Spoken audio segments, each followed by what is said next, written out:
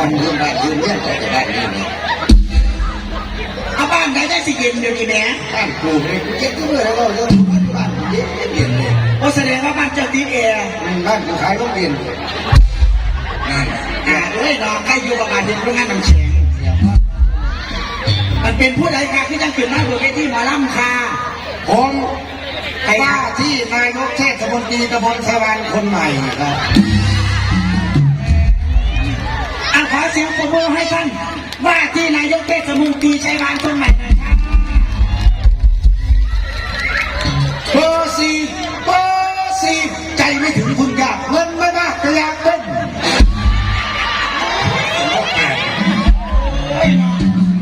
ผู้นี้ที่ข้าพเจ้าสัมพันธ์แต่6 โมงเช้าคุณค่ะโอ้มีนโยบายนี่อย่างว่าค่ะโดยเฉพาะท่านผู้แก้วไส้ว่านมันนี่ไหมค่ะท่านคือยังแย่ได้แต่ค่ะนโยบายว่าอย่างไรคะไฮโลเสรีได้ไหนอย่างนี้เนี่ยไฮโลมันเป็นการพนันมันอยู่ใต้ดินจะมันขึ้นมาเสรีได้ยังไงคะคุณจะพักขึ้นมาถึงกฎหมายหมายถึงว่าเล่นไฮโลแบบถูกกฎหมายได้เลยนางหนิงท่านอะไรขาดข้างกระเด็นเลยนโยบายข้อที่2ล่ะขุดหลุมตามถนนอีหยังกว่าขุดหลุมตามถนนเอาสิไปขุดหลุมตามถนนจะได้เขาพี่แต่แกพัฒนาเป็นถนนลาดยางไม่ชอบลาดยางขุดหลุมไม่เยอะๆสมัยหน้าจะได้เอาถนนหลุมมาหาเสียงจะไหนจะมาจะสั่งอยู่นี่หากินน้ำหลุมเป็นไงมาพวกไก่ครับทางลาดยางตั้งแต่ในบ้านถึงนาท่านนายกเดี๋ยวคือประมาณทางลาดยางตั้งแต่ในบ้านถึงนาประชาชนบ้าเห็นหน้าชนะเพื่อนเลยแต่หน้าจะของความเป็นอีกบอกมึงเป็นเรื่องที่ผมแม่เบอร์ซี่เบอร์แม่ชุดสีการดีพนักงานย่างดีแต่ว่าเกิดในขาคือว่าเขาครับชุมแค่จะเบาดังนะเป็นไงคือเบาดังก็ได้เจ้าของเกิดก็ได้ยินเจ้าของเกิดได้เลยว่าเป็นเกิดเจ้าสมองหัวรักมากนะครับมาใส่ซื้อของเลยใส่ซื้อเจ้าของได้ไหนอยู่นี่อ๋อเนี่ยใส่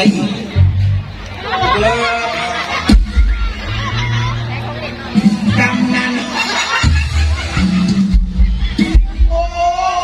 รอบคอกเนาะแสดงว่าเกิดพระได้ดิพระสิได้มาจะปั๊มหัวท่อตรงได้มาจะปั๊มปตทใจไหนอยู่นี่เขาก็ต้องมีการเขาห้องน้ำเขาเขียนป้ายไหน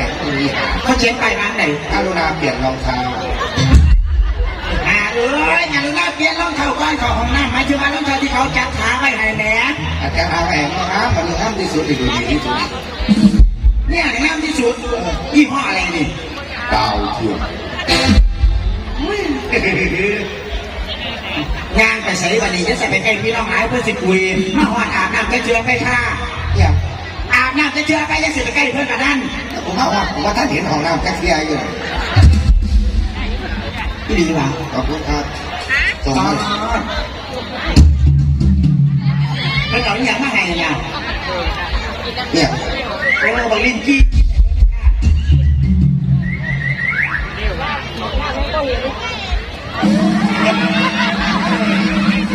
เอาเป็นแค่นาแค่สั่งบอลลินกี้เนี่ยแก้วัดคือวางสั่นสมจะไหนพวกที่ว่าหวานยุ่งหันหวานห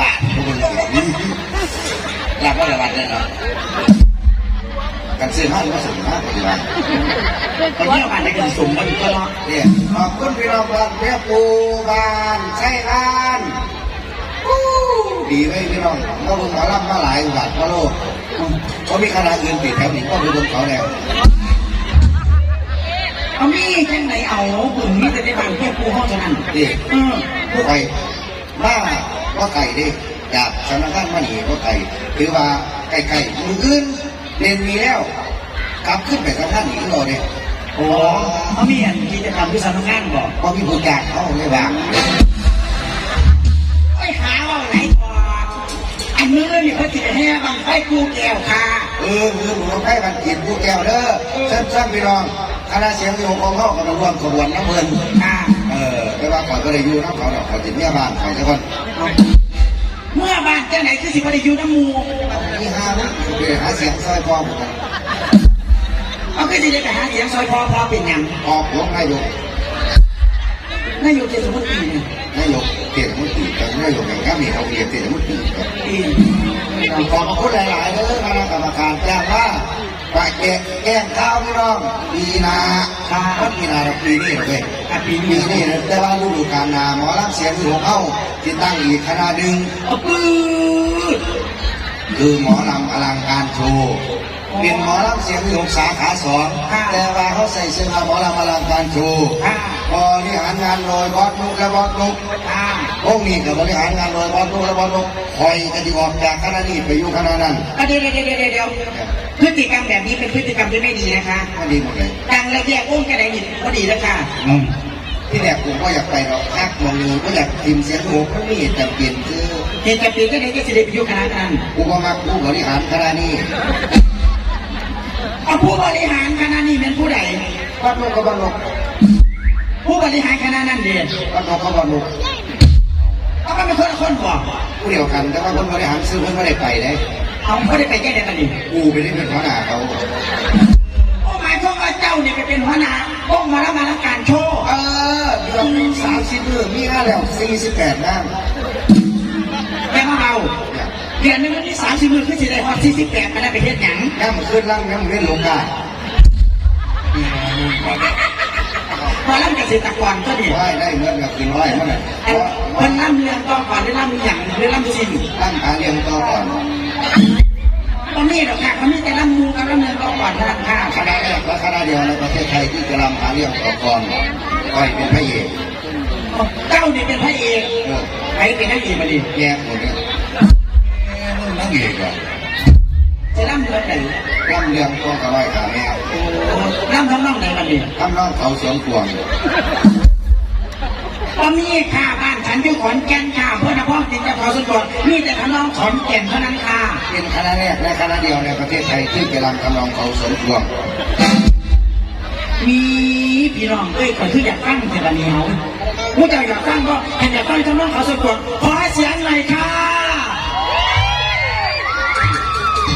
แต่เขาที่รำไม่ฟังมาแล้วไม่ฟังห้องแก้วเดียว เขาเรียกว่ามีอารมณ์รวมอย่าฟังดิ อยากฟังนั้นล่ำไม่ฟังไม่แก่ทำน้องเขาสุดก่อนอาจจะถือมาดี ว่าผู้เสียง เดี๋ยวการถือไม้ต้องถือแบบนี้มันถึงไม่ทำหน้าค่ะ อย่าเข้าไปเห็นแหวนกู โอ้ย เหลี่ยมยุบยุบ ปิ่งไก่นะปิ่งไก่ อ่ะ ปิ่งไก่ไม่แย่ลอยไม่ลอยแปดสี หลังจาก นี่มันย่าง